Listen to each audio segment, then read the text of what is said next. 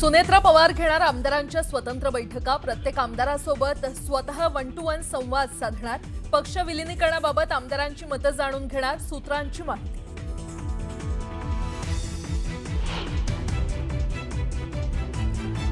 राष्ट्रवादीचे राजकीय सल्लागार नरेश अरोरांचं कोट्यवधींचं कंत्राट अजितदादा रद्द करणार होते, तर कंत्राट रद्द करण्यावरून वाद झाल्यानं दादांना उशीर झाला।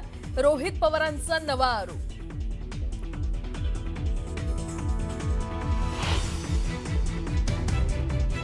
अन्न व औषध प्रशासन विभागातील क्लार्कला 35,000ची लाच घेताना अटक, मंत्रालयात एसीबीची सापळा रचत मोठी कारवाई।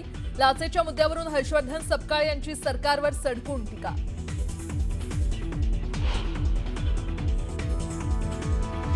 अतिक्रमणावरून हायकोर्टानं मुंबई पालिकेला सुनावलं, अतिक्रमण काढण्याची तुमची इच्छा नाही, अतिक्रमण करणाऱ्यांना मुंबई हायकोर्टाचे खडेबोल।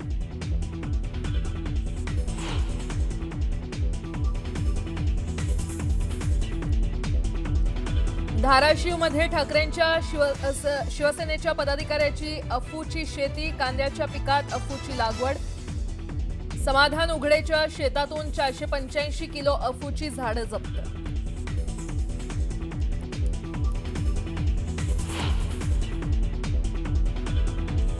आजपासून बदलणार पंतप्रधान कार्यालयाचा पत्ता, सेवातीर्थ इमारत कॉम्प्लेक्स आणि कर्तव्य भवनाचं पंतप्रधान मोदींच्या हस्ते होणार उद्घाटन।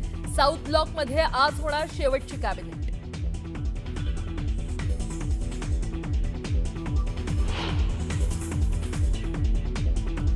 भारतीय हवाई दलाची वाढणार ताकद, 114 राफेल विमानं आणि 6 P-8I टेहळणी विमानांच्या खरेदीला मंजुरी।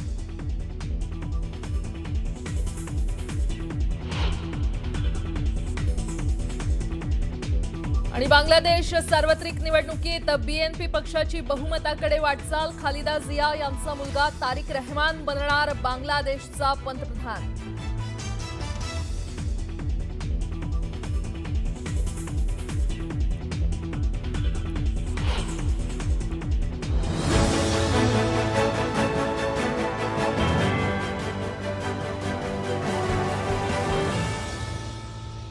न्यूज 18 मराठीच्या कॉटन किंग स्टुडिओ मध्ये आपलं स्वागत। नमस्कार, सुप्रभात, गुड मॉर्निंग। मी प्राजक्ता तांडेल, तुम्ही पाहताय न्यूज 18 मराठी, आवाज महाराष्ट्राचा। सकाळच्या पहिल्या बातमीपत्रामध्ये आपलं सगळ्यांचं स्वागत। आणि सुरुवातीला एक मोठी बातमी, फोन, फाईल आणि फ्लाईट या 3 बाबींवरून अजित पवारांच्या विमान अपघाताचं प्रकरण गंभीर होत चाललंय। एका फोन कॉलमुळे अजित पवारांचा प्रवासाचा निर्णय बदलला का आणि त्या निर्णयामुळेच हा अपघात घडला का, असे प्रश्न उपस्थित केले जात आहेत।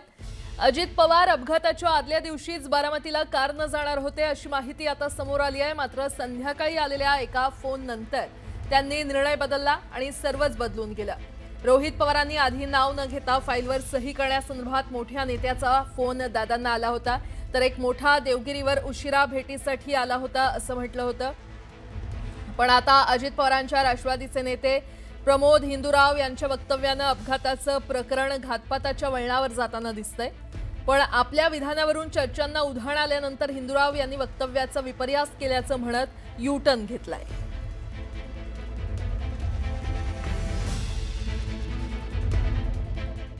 तर बनवे म्हणून त्याचा ड्रायव्हर कम शिपाई सर्वच बघायचा तो बनवेच ते टीव्हीला पण बातमी आली। ज्या दिवशी त्याला जायचं होतं दुसऱ्या दिवशी त्याच्या आदल्या दिवशी त्यांची तयारी झाली ती आपण रोड निघायचं, बाय रोड निघायचं। सर्व बॅगा गाडीमध्ये टाकल्या आणि प्रफुल्ल पटेल साहेब पडत तरी फोन आला होता त्यांना, तर माझं काहीतरी काम वाटते मंत्रालयात त्याची फाईल क्लिअर झाली म्हणून तरी सेक्रेटरीला फोन लावला आणि सांगितलं ते कागदपत्र घेऊन परत मी आठवड्याभर काही इलेक्शनला जाणार आहे, ती फाईल आणणार 7:30-8 वाजता। तर त्यांनी परत त्या ड्रायव्हरला सांगितलं बाबा सगळे बॅगा उतरून टाक, आपण ते आपण घेतले चार्टर्ड फ्लाईट आहे ते उद्या सकाळी 7:30-8 वाजता सांगा। त्या बॅगा त्यांनी परत काढल्या आणि 5 लोक पायलट्स त्यात एक बॉडीगार्ड आपल्या जाधव माझ्या दसऱ्याच्या वेळेला ते मुंबईला पण आले होते, ते जाधवने त्या जाधवनी कधीच दादांच्या शेजारी बसला नव्हता। त्या दिवशी तो दादांच्या शेजारी बसला सीटवर आणि त्याच्या फोटो काढून त्यांनी घरच्यांना पाठवला। तो फोटो व्हायरल जो होतो ना त्याचा फोटो, त्याला कधीच आयुष्यात वाटलं नाही का माझं असं झालं दादांच्या श्रद्धांजलीच्या कार्यक्रमामध्ये ज्या मी वक्तव्य केलं होतं त्याच्या अनुषंगाने त्याचा विपर्यास्त करण्याचा कार्यक्रम काही लोक करतात.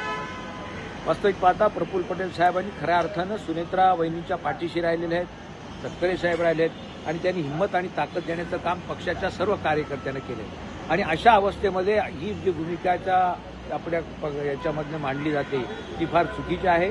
कुठल्याही परिस्थितीमध्ये आमच्या पक्षाचे नेते एकसंघ आहेत, एकरूप आहेत आणि त्यांच्याबद्दल असा जो संशय बाळगला जातो तो एकदम चुकीचा आहे असं मला वाटतं. त्याचा अर्थ एकच आहे की मी कुठेही खोटं बोललेलो नाही. जे खरं आहे ते मी तिथं बोललो. जसं की 27 तारखेला तटकरे साहेब स्वतः म्हणतात की मी तिथं आलो, उशीरपर्यंत थांबलो.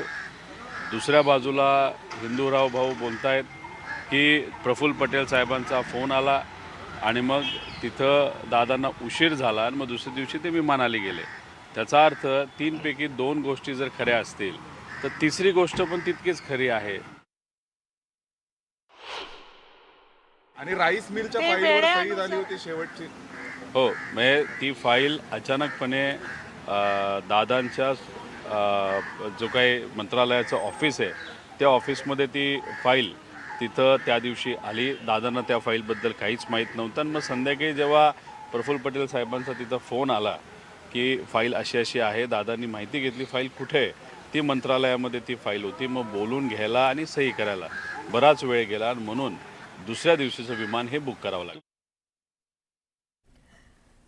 अपघाताच्या आदल्या दिवशी तटकरेंनी अजित पवारांची भेट घेतली आणि या भेटीत उशीर झाल्यामुळे अजित पवारांनी कारनं पुण्याला जाण्याचा प्लॅन रद्द केल्याची चर्चा आहे. मात्र यामध्ये रोहित पवारांनी केलेल्या दाव्यामुळे चर्चांना उधाण आलंय. राष्ट्रवादीचे राजकीय सल्लागार नरेश अरोरा यांचं कोट्यावधींचं कॉन्ट्रॅक्ट रद्द करण्याच्या भूमिकेत अजित पवार होते. पण या संदर्भात त्या बैठकीत काही वादविवाद असल्यामुळे बैठक संपायला उशीर झाल्याचा दावा रोहित पवार यांनी केलाय. एका पॉलिटिकल कन्सल्टंटच्या बाबतीतली चर्चा तिथं झाली. त्या पॉलिटिकल कन्सल्टंटकडे योगायोग असे गेल्या काही महिन्यांमध्ये त्यांनी विमानसुद्धा विकत घेतलेलं आहे. आता त्या व्यक्तीचा शेकडो कोटीचा कॉन्ट्रॅक्ट हा कुठेतरी कॅन्सल करण्यासाठी दादांची भूमिका तिथं होती आणि मग तिथंच कदाचित तो वादविवाद तिथं झाला. तटकरे साहेब तिथं होते आणि त्या वादविवादला या मुद्द्यावर ज्याच्यात दादांची कुठंच इच्छा नव्हती त्याच्यावर वादविवाद झाला म्हणून उशीर झाला आणि उशीर झाल्यामुळे दादा गाडीला जाऊ शकले नाही आणि दुर्दैवी घटना ती 28 तारखेला सकाळची.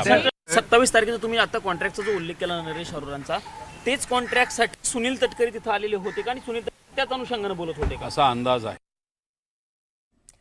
आज दोन्ही राष्ट्रवादी एकत्र येणार होत्या असं अजित पवार म्हणाले होते. दादा असते तर सर्वांच्या संमतीनं दोन्ही राष्ट्रवादी एकत्र आल्या असत्या. मात्र त्यांच्या निधनानंतर सगळ्या गोष्टी थांबल्या आहेत असं म्हणत राष्ट्रवादी शरद पवार पक्षाचे नेते अंकुश काकडे यांनी खंत व्यक्त केली. दरम्यान यावरून आता दोन्ही पक्षातील नेत्यांकडून विविध दावे प्रतिदावे केले जाऊ लागले.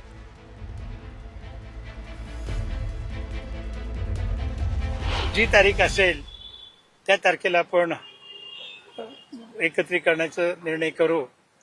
आणि माझ्या माहितीप्रमाणे ती तारीख 12 तारीख ठरली होती, परंतु दुर्दैवाने 28 तारखेची दुर्घटना घडली आणि त्यानंतर आज जर दादा या 12 तारखेला आपल्यामध्ये असते तर या दोन्ही राष्ट्रवादीचं विलिनीकरण झाल्याचं आपल्याला पाहायला मिळालं असतं. दुर्दैवाने दादा आज नाहीत आणि हे विलिनीकरण होत नाही ही खंत देखील आमच्या मनामध्ये आहे. तर विलिनीकरणासंदर्भात चर्चा झाल्याचं सुप्रिया सुळे म्हणाल्या. नेमकं काय म्हणाल्या त्या पाहूयात. ते या गोष्टी आयुष्यात होत असतात. अनेक वेळा आज दादा नाही त्याच्यामुळे मला काही जुनं उणं धुणं काढत बसायची नाही.